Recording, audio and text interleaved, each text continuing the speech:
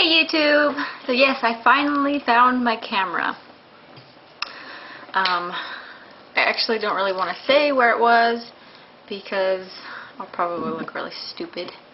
But it was on my bed, buried under some pillows. So anyway, TTC update. Today I'm on cycle day, I think it's cycle day 26. But just to be sure, I'll go ahead and put it in text on this video too, so that we are sure to have the right cycle day. I'm not really sure how many DPO I am. I know that's most people are like, what? How could you not know? The reason why that is because Fertility Friend and my Ovacue fertility monitor are telling me two totally way different DPO. They're giving me way different DPOs.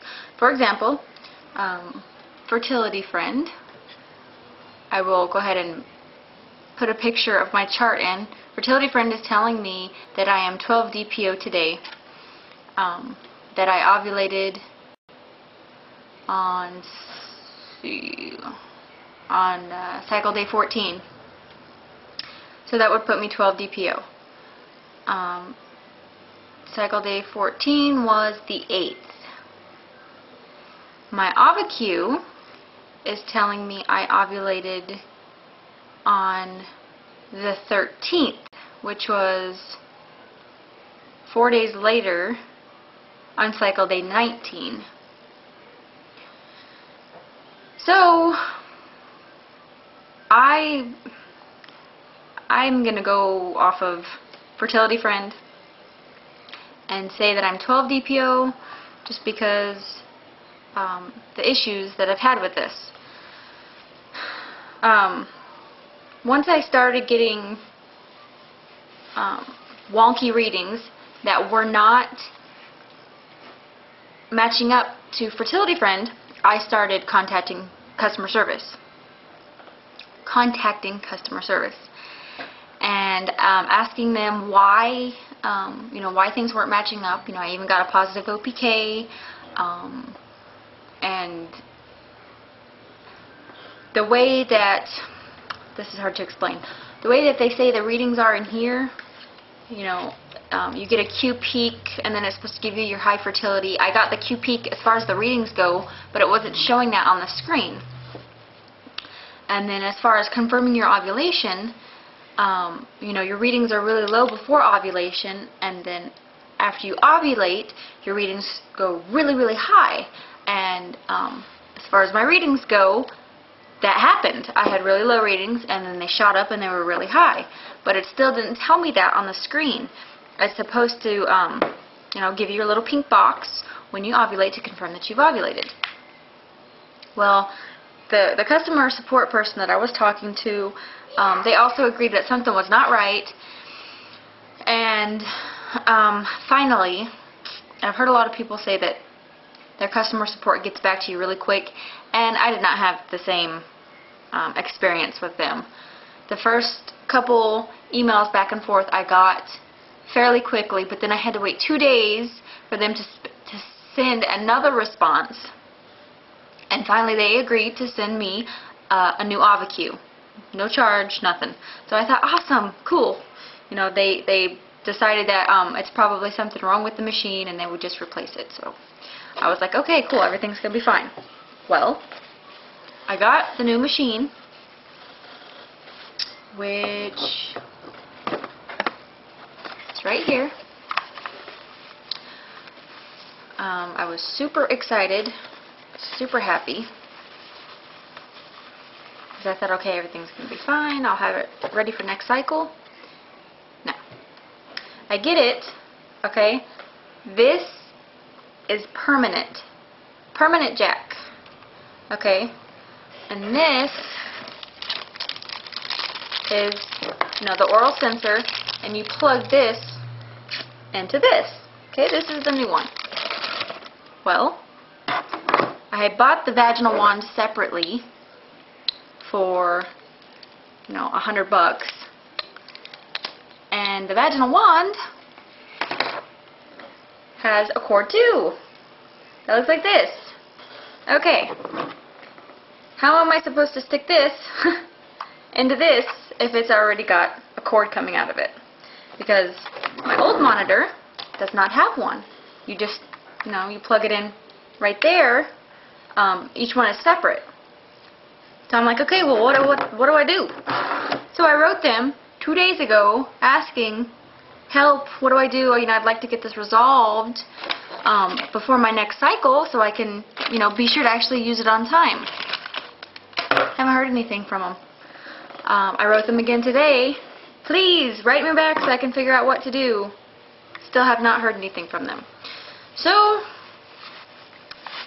as far as I am right now, I am giving this company a thumbs down. I mean, I know they sent me a free monitor. I mean, I have to send the old one back. But their customer support is not as quick as it should be. I mean, I should not have to wait almost 3 days now to get a simple response. I mean, I don't know if there's an adapter. I've looked for one online, could not find one. You know, I don't know what to do. If I don't get something figured out, then I'll either have to use the old one, which is probably broken, or use the new one and not have the vaginal wand, which I didn't spend $100 for nothing, you know? So, all in all, this monitor has given me a headache. And not to mention the fact that it's telling me, you know, I ovulated 4 or 5 days later than when I think I did. Sorry. Not trying to rant, just not exactly happy with my purchase. So, with that being said, I'm still going to go off of what Fertility Friend is telling me. You know, that I ovulated on the 14th, which I don't mean to like sound like I'm complaining or anything. Even Fertility Friend is saying that I ovulated the same day as my OPK, so I'm wondering if maybe that's a couple days off too. Anyway, I think I'm around 12 DPO if I had to guess. Can't say for sure. I guess I won't know until I start my period. So, yeah, I've been testing. Like I said in my little text update, been testing, and so far, nothing but negatives. So, hubby and I did go to the Dollar Tree today, and we got a couple, you know, just little cheap Dollar Tree tests. And I took one today, and it's probably just my imagination or the, wow, I just lost my train of thought. The antibody strip, yeah. It's probably just that, so I'm going to go ahead and put in a picture so you guys can see. Maybe you guys can confirm that I'm not crazy, that there is a faint line there, or maybe you will confirm that I am definitely crazy.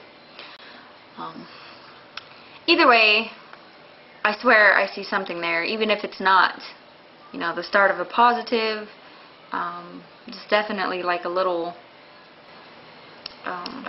can't be an evap because it was there a minute after I had taken a test.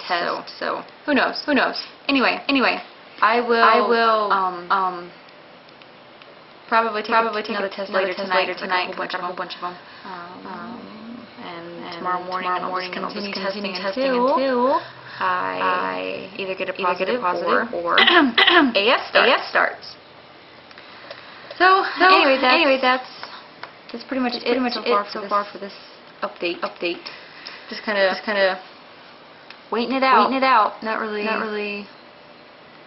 know, I wish I could say I had a positive. Second reported pregnancy, but unfortunately I can't do that yet.